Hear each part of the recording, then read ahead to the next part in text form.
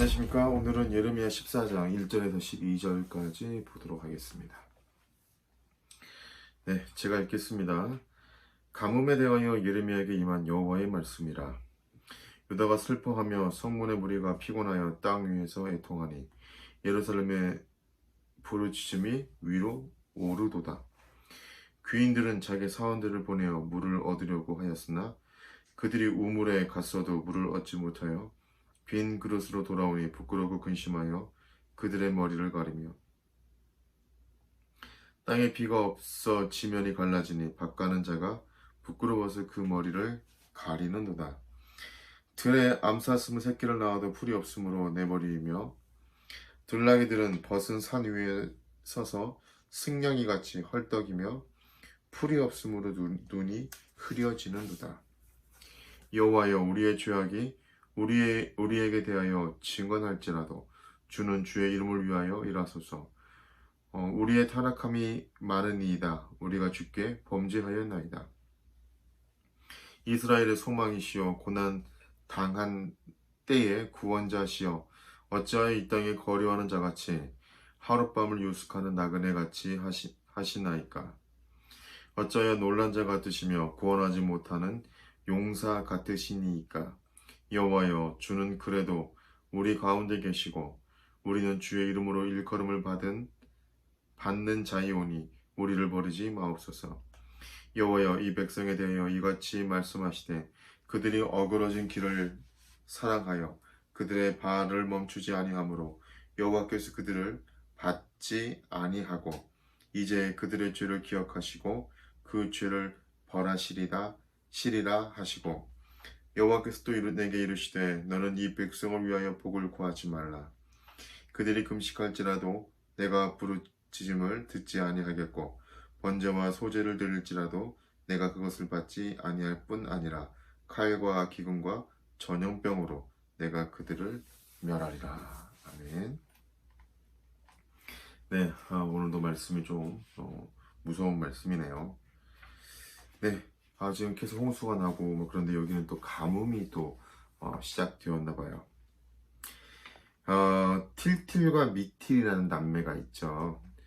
행복의 파랑새를 찾아서 멀리 길을 갑니다. 하지만 어디서도 파랑새를 만나지 못하죠. 그리고 다시 집으로 돌아오게 되죠. 집으로 돌아와서 그냥 우연히 쳐다봤는데 자기 집 세장 안에서 행복의 파랑새를 발견하는 거죠. 그처럼 유다는 복을 찾아 하나님을 버리고 세상의 길로 갔던 겁니다. 그들이 하나님을 버리고 얻은 것은 복이 아니라 재앙뿐이었습니다. 하나님은 당신을 버린 유다에게 구원의 소망이 되기를 거부하신 거죠. 역시 파랑새는 가까이 있었는데요. 자, 그래서 오늘은 1절부터 일단 6절까지 먼저 한번 살펴보도록 하겠습니다.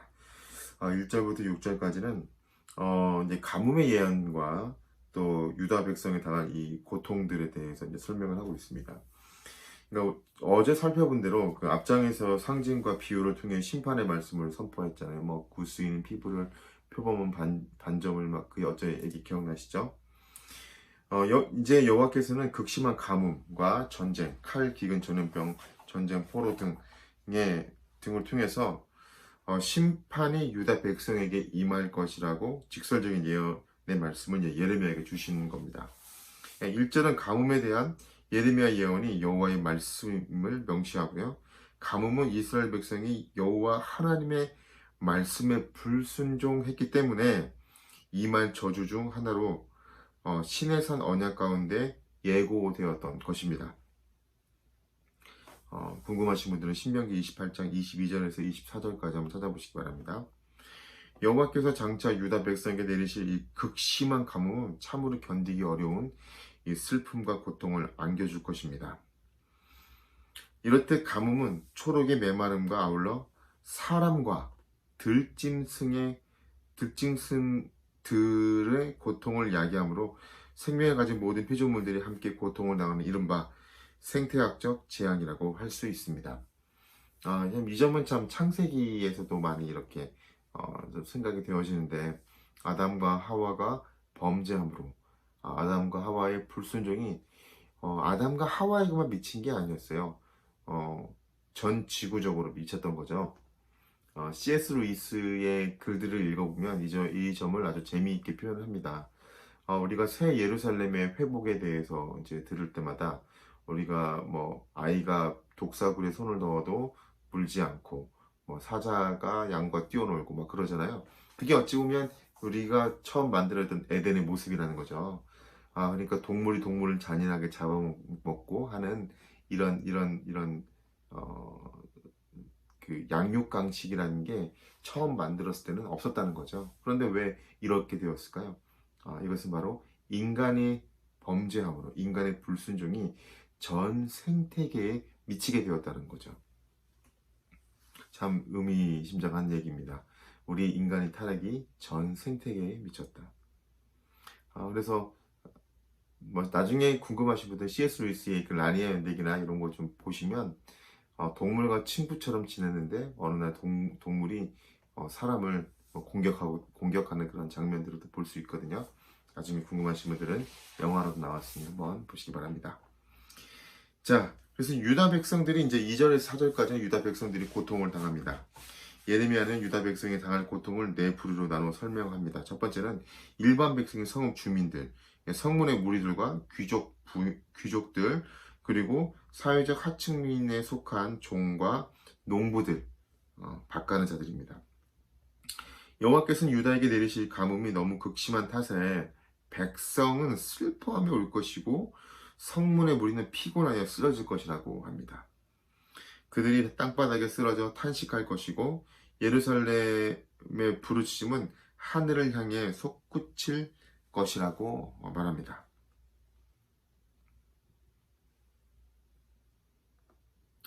그러니까 신분이 높은 귀족들도 그들에게 종속되어 있는 종들도 결국 이 극심한 고통을 피해가지 못한다는 거죠.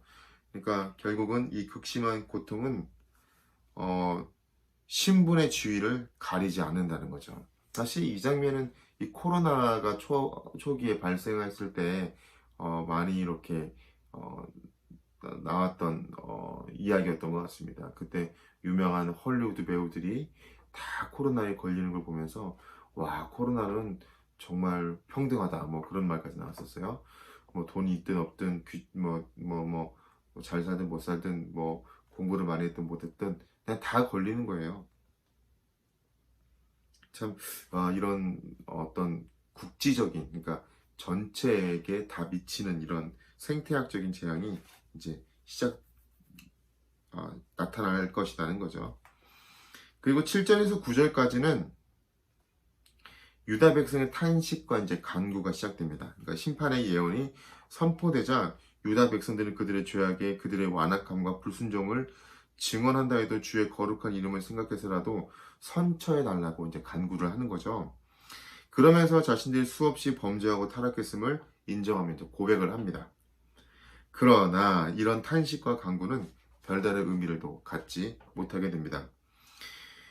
우리라는 표현에서 보듯이 이것은 유다 백성의 진정한 탄식과 간구가 아니라 그들을 대표하는 이 예레미야의 탄식과 간구이기 때문입니다.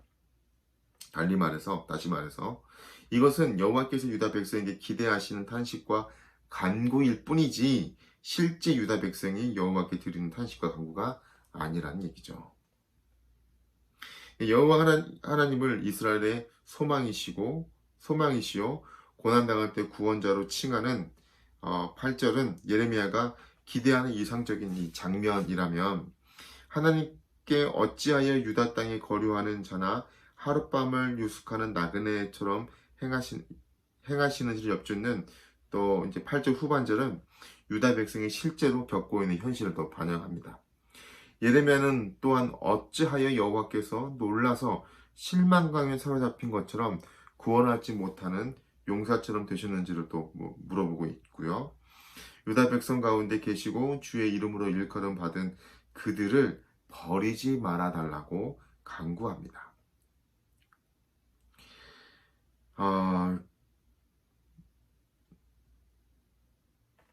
그리고 10절에서 이제 12절은 드디어 하나님의 응답이 이제 나타납니다. 유다 백성들을 위한 예레미야의 탄식과 간구에 대한 하나님의 응답은 복과 구원의 은혜가 아니라 심판입니다. 유다 백성은 하나님의 복과 구원의 은혜를 기대했지만 하나님은 예레미야를 통해서 주기적인 심판과 멸망을 선포하시며 유다 백성을 위한 예레미야의 탄식과 간구를 듣지 않으십니다. 어그러진 길을 사랑하는 유다 백성이 어느 곳에서도 멈추지 않고 이리저리 옮겨 다니기를 좋아하기 때문입니다. 여호와께서는 이처럼 삐뚤어진 유다 백성의 성향을 잘 아셨기에 그들을 용납하지 않으실 뿐더러 그들의 죄를 기억하시고 벌하실 것을 선언하십니다. 그리고 예레미야에게 유다 백성을 위하여 복을 구하지 말라고 하시면서 또다시 중재기도, 중보기도라고도 하고 도고기도라고도 하죠. 중재기도를 금하십니다. 설령 그들의 죄를 뉘우치고 금식하며 기도한다 해도 여호와 하나님께서는 그들의 부르짖음을 듣지 않으시고 그들의 죄를 결코 잊지 않으시고 낱낱이 드러내어 벌하실 것이라고 하십니다.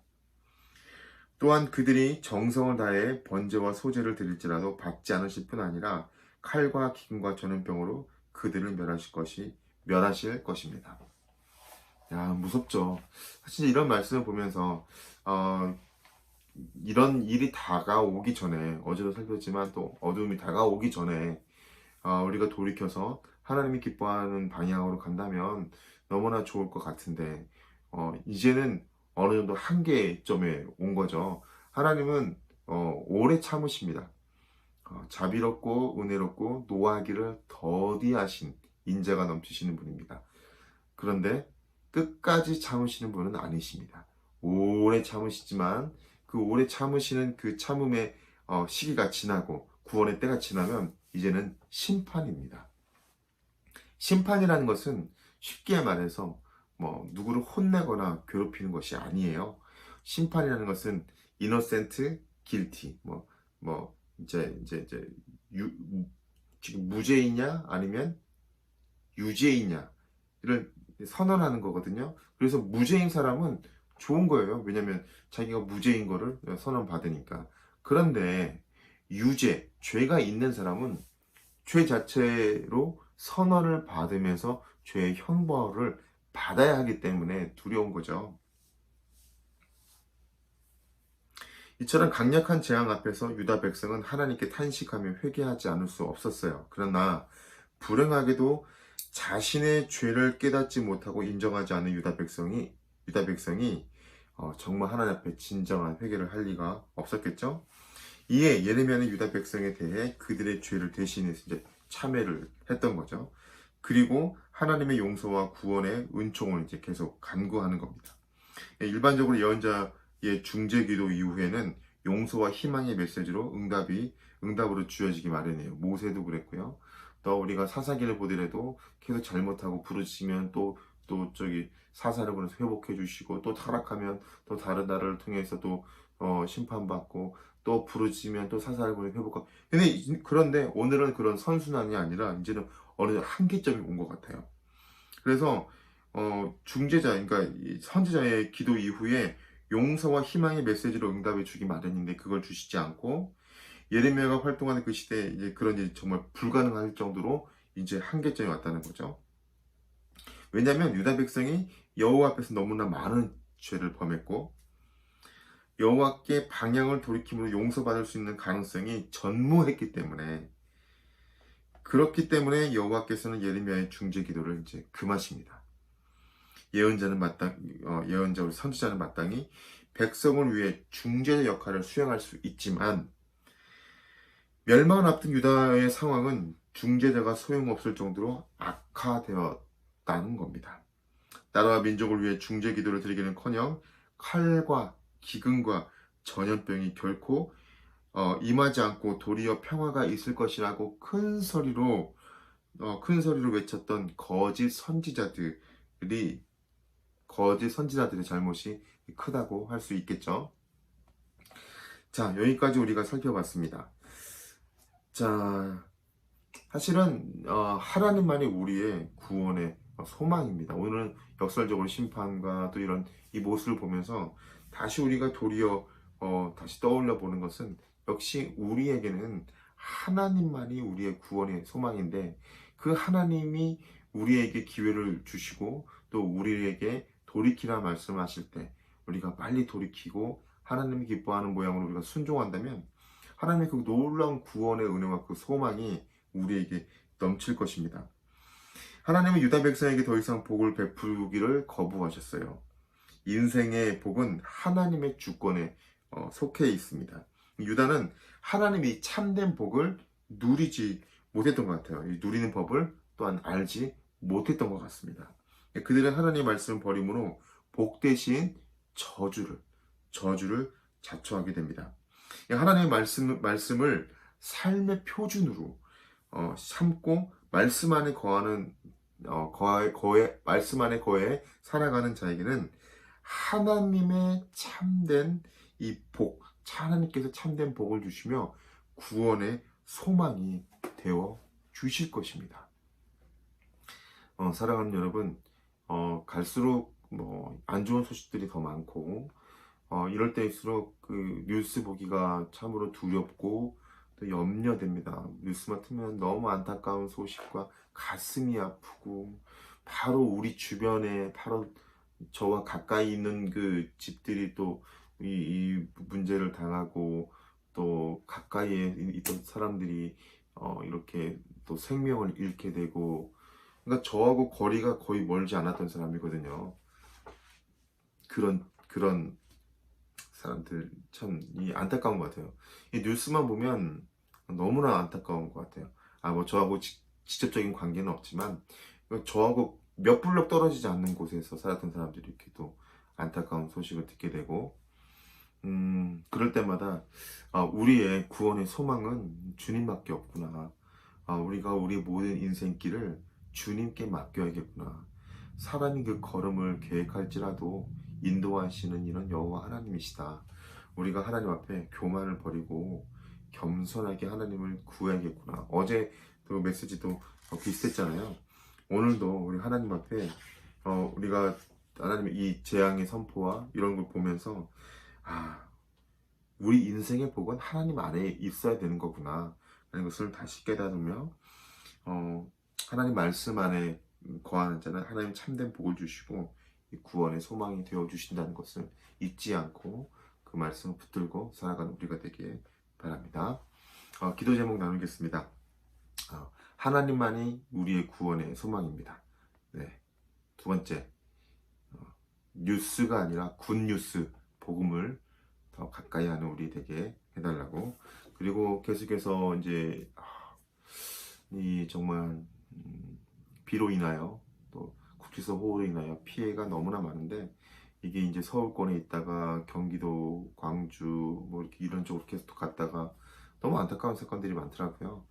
더 이상 큰 피해가 다가오지 않도록 또 9월달에 태풍과 동반한 또 이런 큰 장마가 온다고 하는데 더 큰 피해를 보지 않도록 잘 대처하고 인재가 되지 않도록 잘 대처할 수 있는 그런 우리들 되게 해달라고. 그런 정부 부처들이나 또 모든 그런 유전자들 국민들을 잘 돌볼 수 있는 그런 우리나라 되게 해달라고 같이 한번 기도하겠습니다. 하나님 감사합니다. 주님의 은혜와 사랑 가운데 인도해 주셔서 감사합니다. 우리나라 불쌍히 여겨주시고 지켜주시옵소서.